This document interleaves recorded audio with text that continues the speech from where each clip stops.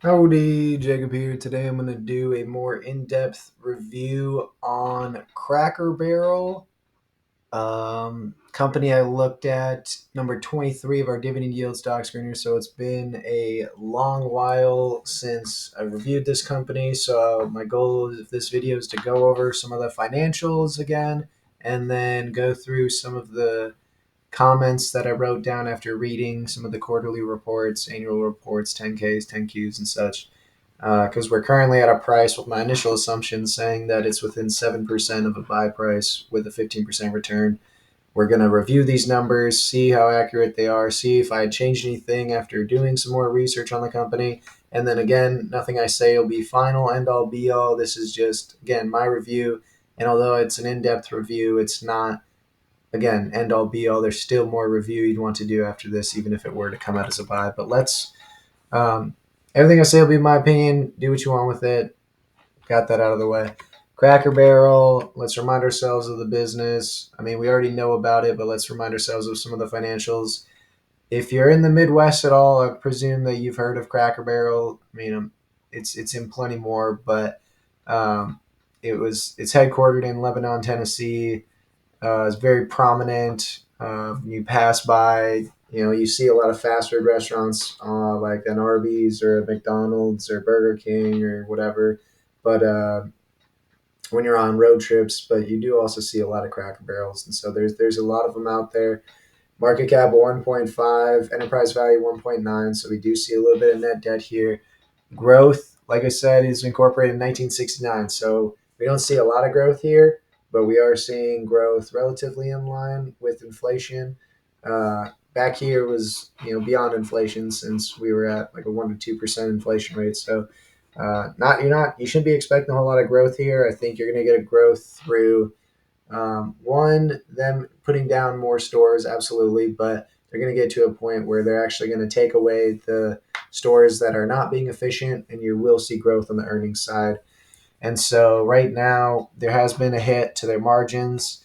So although their revenue's gone up quite a bit, inflation's really pushed their costs down a bit to where um, they're making less money in earnings off of more money in revenue. There was a big hit to return invested capital with COVID, and that's again because they're spending a lot on costs and such, which pre-COVID it was just looking like a thriving business that wasn't growing very much. But again, you don't have to grow much to be a fantastic business to give you a great return on your money. And let's look at this balance sheet. We see 25 million cash on hand with 415 million in total liabilities, long-term liabilities. Sorry, nothing on the short-term end. And capital expenditures are going up a little bit. There was some acquisitions over here and use of cash. They're paying out a huge amount in dividends, which they've historically done. Um, this is our dividend yield stock screener currently, but we've also reviewed the fact that every use of cash is can be done through making acquisitions, reinvesting back in yourself, buying back shares, paying down debt, or paying out a dividend, and it's best to use your allocation of cash capital well and not just do the same thing over and over again. And so they are currently paying a 7.9% dividend yield. I'm questioning whether that can stick or not, given the fact that their costs have really risen a lot more than their revenue has. And so, personally, after review, I think I'm going to cut it in half. And we're still going to be paying out almost a 4% dividend yield, but that's going to really help them free up some cash to be able to focus on paying down debt if they need to, since they do have, we'll go over that shortly, but this is just freeing up cash. So um, let's go over some of the notes that I have here. So I wrote down, I like that they're being honest about the shortcomings. So this is quoted on their report saying, although there was much to celebrate in fiscal 2023, our Q4 top line performance fell short of expectations. I do appreciate honesty. I mean, obviously, if a company were to perform extremely consistently, that'd be best case, but that's not how life works. And so it's good to see that the business is saying, hey, we're not doing so well. We have stuff to improve on. And then we'll continue to focus on these initiatives along with operational excellence. We believe these efforts will resonate with guests and will support improved performance in the remainder of the fiscal year and beyond. So they're not necessarily saying exactly what they want to be doing. I think for me, I'd obviously be wanting to see cost cutting, removing those Cracker Barrels or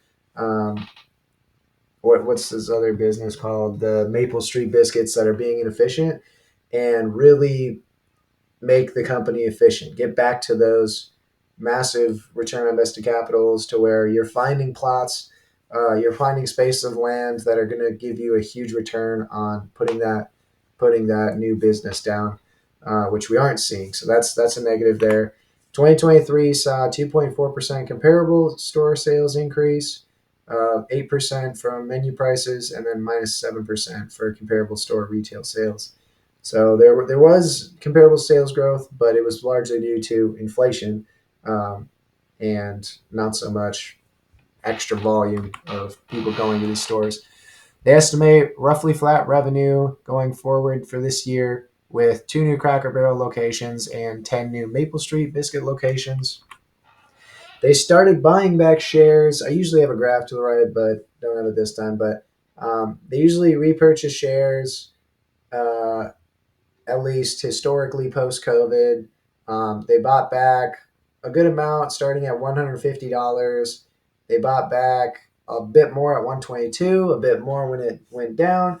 And then once it got to about $100 and then it fell quite a bit, they actually stopped repurchasing shares for the last couple quarters, which is not what you want to see, because when a company's shares are cheaper is when you'd want to be buying them. If they're buying at $150, that means they thought it was a good deal then. And so, how much of the business would have actually changed over a year or two to where they're not repurchasing shares at the current price of $65? And so, that's where I have a little bit of an issue with it. The use of cash, paying out everything in a dividend, I'm also just not, yeah, this is a dividend yield screener, but it's a use of cash. Like, I want this to be for companies that don't have a lot of growth ahead of them, or just don't have that, they can't reinvest at those rates. And right now, we're not necessarily getting the maximum return possible because we're already saying it's already not quite 15%. But I do think that, if a company's buying at 150 and they're not at 75, then it's just poor allocation at that point, and the manager is not doing a good job of allocating capital. They net increase 60K in long-term debt year over year. Negative, definitely. They have about 7% capital lease interest rate, at roughly 5%. 300K mature in middle of 2026, June 2026. That's 300 million, not 300K. Fairly large increase in inventories.